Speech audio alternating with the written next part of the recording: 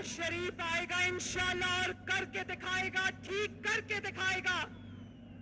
اور اس کی وجہ اس نے کسی سے شاباش نہیں لینا, اس نے کسی سے میڈل نہیں لینا, اس نے یہ آپ کی خاطر کرنا ہے کیونکہ وہ اس دھرتی کا بیٹا ہے. کیونکہ نواز شریف نے اس ملک کو انشاءاللہ ٹھیک کرنا ہے کیونکہ وہ اس مٹی کا بیٹا ہے. وہ باہر سے امپورٹ ہو کر نہیں آیا, اس کو کسی نے فورن فنڈنگ کے ذریعے لانچ نہیں کیا پاکستان میں. اور کیونکہ اس کے ماں باپ کی, اس کی بیوی کی قبریں پاکستان میں ہے. میری ماں کی قبر پاکستان میں ہے.